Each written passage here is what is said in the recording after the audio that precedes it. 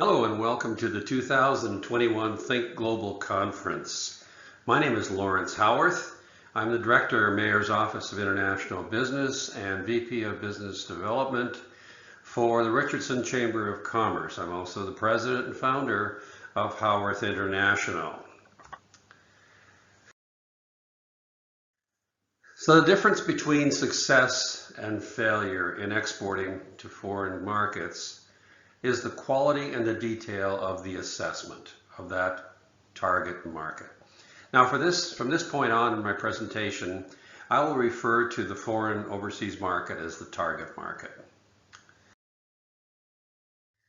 So our topic is one of 6 basic fundamentals of successful exporting. 1, assessing yourself and the organization. 2, choosing and assessing your target market. 3, assessing your products and services. 4, developing a thorough market entry plan. 5, marshaling your resources and support. And 6, managing the process and executing on your plan. So what will I cover today? The focus of my presentation is assessing overseas foreign markets. However, that assessment must be done together with a thorough assessment of 2 things: yourself, the organization, and your products and services. So first, is your organization and management prepared for exporting? For example, we all like travel, but not all of us. Travel to a foreign market. Are the people in your company ready to do that? Some refuse. So that's got to be an issue that you deal with. Second is assessing your products. Is your product potentially exportable? Or is it focused on your home country only market, i.e. only popular in your home country? Where does your product rank in the home market? Leader, also ran, price competitive, quality, IP protection? The country of origin of the product components, for example, is your product made 100% in the home country versus a mix of percentage in another country and percentage in your home country? Is or can your products or similar likenesses be made in another country and sold directly to the foreign market that you're targeting? This is critical. For example, if you were planning to enter the Chilean market and you did all the work, you did everything that was necessary to get into that market, and then you ended up seeing another country, maybe Vietnam, brought the same product into that country, selling it below your cost, that would be a problem. Know your product before moving to a new market, and that's very, very important. There's more on assessing your products. Have you done a SWOT analysis? You know, the strengths, weaknesses, opportunities, and threats analysis of your product. Some of your products may not be exportable. Do you know the efforts and the costs of internationalization, the packaging, measurement, metric language, maintenance, support, regulatory requirements? Do you know the efforts and costs of export, transportation, duties, taxes, customs, regulatory? For example, in the United States, we have the ITAR provisions, the International Traffic in Arms Regulations, where if your products fall under this regulatory body, you are subject to a special export license. Your industry. What's the experience of your industry and competitors in exporting to the target market? Is there a reason that they're not exporting? What do they know that you don't know? And the product needs to be localized for the local market. Different electrical standards, for example, for your product in the foreign market. Operating in an international arena and exporting to an overseas foreign market, that comes with cost.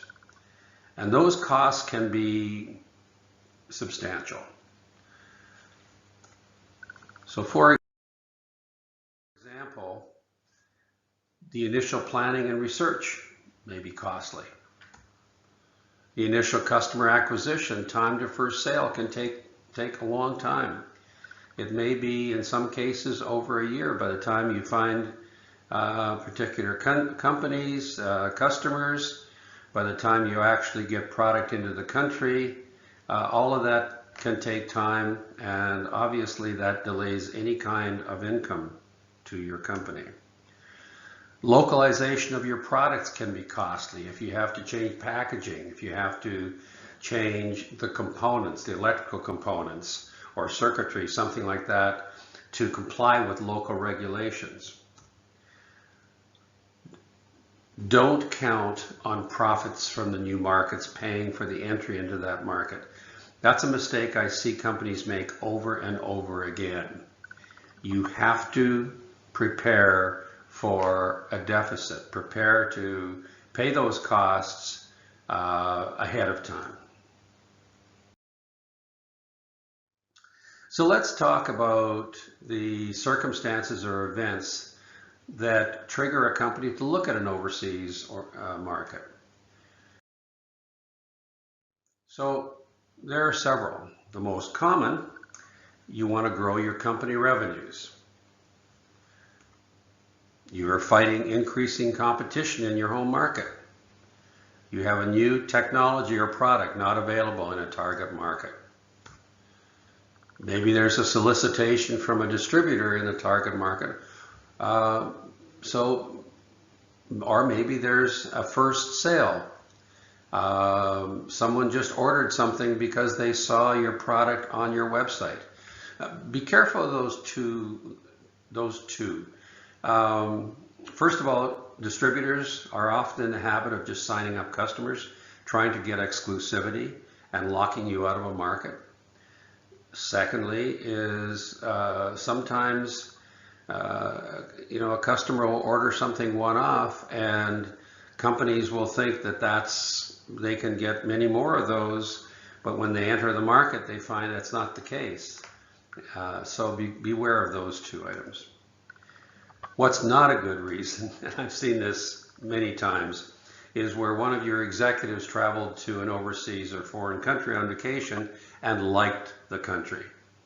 Not a good reason to export to that country. So how are overseas and foreign markets selected? First of all, you should be aware of the size of the various economies in the world. The top 10 I've illustrated here, and the change from 2017. Now, obviously, COVID-19 has caused great declines in GDP in many countries. However, that may change rapidly as the vaccinations take place, for example. But China, just an FYI, was the only country to end 2020 with a higher GDP than 2019. There are many considerations in selecting a target market, and here are some of them. First of all, markets with free trade agreements within the home country or with your home country. Free trade agreements reduce the cost of exporting through customs duties, allowable products, and ease of distribution. So they're extremely valuable in selecting that target market. There are also political, social, and religious and economic risk that you need to deal with. Extremely important, especially in some areas of the world. Political and economic risk consultants can help. They can identify some of these risks for you. The CIA from the USA produce a world fact book, and it covers many countries in the world. It has up-to-date information on risks, up-to-date information on any political uprises, issues like that. Another great place is getting local contacts. If you know people in the particular country, foreign trade officers, various governments have consulates there. So use those resources. So what should you know about the target market, and what information should you be collecting and evaluating before you choose to enter that market? So there's a number of items that are all classified under market research, and it's critical and often neglected. So first of all, similar products in the target market, and what growth rate are those products? Oftentimes companies will move into a market not really understanding or knowing the target market, or knowing the products that your product may have to compete against. The size of the target market. How big is the market? If it's a very, very small market, you have to weigh that with the cost of entering that market. Regulatory compliance is something that trips up companies all the time. You need to be very aware of medical, electrical, measurement. You have to be aware of those things before you enter the market. Competition, local production, pricing, imports. Who are your competition? How long have they been there? Are they in some way tied up to your potential customers? Landed cost. This is a straight spreadsheet calculation. Finding out the customs duties, the transportation and localization costs.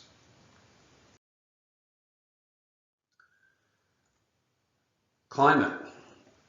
It's important for a product that's susceptible to moisture and temperature. You have to understand what kinds of costs are involved in transportation of that product, for example, of storage of that product. The availability and cost of distribution. Many countries have family or industry control of distribution and transportation infrastructure within that target market. You have to understand very carefully and completely what the costs, what the associated costs are for that product. Intellectual property protection. Often this is either non-existent or non-enforceable in some countries. So you have to understand if that's important to you and for your products. You have to understand what protections you actually have.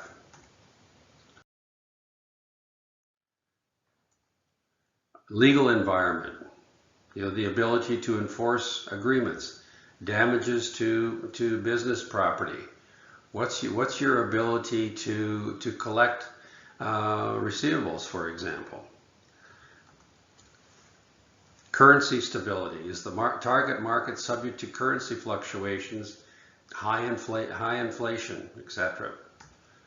Labor market. And if you're planning to have local sales reps, for example, or local employees of some kind, maybe your customer service, you have to understand what the local labor market is, the rules and the regulations. In some countries, they're extremely complex, and labor can be very expensive, especially for foreign companies coming into that market. And it can put you at a disadvantage because the local companies may not be subject to some of those rules and regulations. Another big part of assessing the market is the buying process in the new market. The cost of the support, engineering, localized maintenance, what's normal for your kinds of products, distribution channels, direct sales agents, distributors. How do your customers buy? How do they prefer to buy? The importing process, the difficulty, the potential for labor disputes disrupting importation. I've had a client that was shipping product into Brazil, and they got caught up in a port dispute. The port management and the labor went on strike, and it was several months before they could clear some of their product through the port and through the customs facilities. That was an extremely expensive process for them. Price and quality, influence and sensitivity. Some markets are more sensitive to pricing than others. Some markets are more sensitive to quality. They might say, well, we want to buy products from a particular country because we know they're high quality and we're willing to pay for it. Others not. Industry buying organization. Sometimes it's very difficult breaking into an existing supply chain. Sometimes there are buying co-ops, for example, or sometimes there are people controlling the supply of products into a market. So you have to understand how that's going to affect you going into that market. There are a number of research and information resources. There's professional research firms. There's local consulting organizations experienced with market entry projects. Howarth International is one of those. There's industry and trade associations, government, the consulates, commercial departments in the U.S. Department of Commerce, local chambers of commerce. For example, like the Richardson Chamber of Commerce, we have the International Resource Center, and that center is assisting companies either exporting or companies coming into the market. For potential customers, one of the most important, talk to potential customers either directly or with the help of trusted advisors. A huge mistake that companies make in looking at exporting to a particular market is that they don't talk to the potential customers first to find out all those things I mentioned, how they buy, what are they sensitive to, what do they expect from the vendor of a particular product. Next, I want to talk a little bit about the importance of a market entry plan, and I've alluded to that earlier in the presentation. So basically, it's an international business plan. An international business plan is critical before you begin your exporting process. There are several essential elements to this plan. One is it's one plan per market, per country, with products unique to that market. So the market entry plan is specific for that particular market. All inclusive. You just as you would do a business plan for your existing businesses, you have to cover all of the elements. Consider all the costs and build in a manageable cost of the unexpected. There are many things that can go wrong that add to the costs. So beware of that. Consider the types of distribution. Are you going to be distributing through an agent, sales agent, a distributor, direct? Those all have different costs associated. Regulatory approval costs, regular or legal requirements, local customs duties, in-country transfer taxation. Continuing on here, we have do your homework, research and build a plan on information and good information. Bad guesses can be deadly. Include additional costs incurred by domestic operations. So for example, when you go to export a product, there's certain management, travel, tax, consulting, localization. All of these will be incurred by the current organization as a result of the exporting. So build those in. Flex the sales plan for currency fluctuations, especially where you have high currency inflation and high currency exchange rate differentials. Build a plan for that. Do long and short term projections and make the plan a living plan. Make sure that as you get information, you include it in the planning process. And you include your US based, in this case, either US based costs or your local home country costs, maintenance, support, engineering. And consider your cash flow. Collections, when you're selling items to another country or another market, how are you collecting? Are you using some kind of documentation, letters of credit, that kind of thing? Cautionary note, the major mistake is to develop that market entry plan in isolation from the normal planning process of the organization. This is especially important for small organizations because a mistake in this process or a mistake in the exporting plan, market entry plan, can be devastating for a small organization. Many get excited about doing international business and they start taking shortcuts. They ignore existing business processes within their organization. Tie them together. You can do great harm to the organization if entering an overseas market consumes the organization. Remember, your home country organization is the key. It's the stability. It pays the bills while you're moving into a new market. And on a final note, supply chain and procurement. How do you assess your international procurement strategies and supply chain with respect to the overseas locations? Reliability, quality, and price, it's a delicate balance. Supply lead time and disruptions. Expect the unexpected. Geopolitical pressures, government sanctions, tariff policy, stability. It's a key planning consideration. What looks good today may change tomorrow. And that's a wrap. Thank you very much. If you have any questions, happy to take those.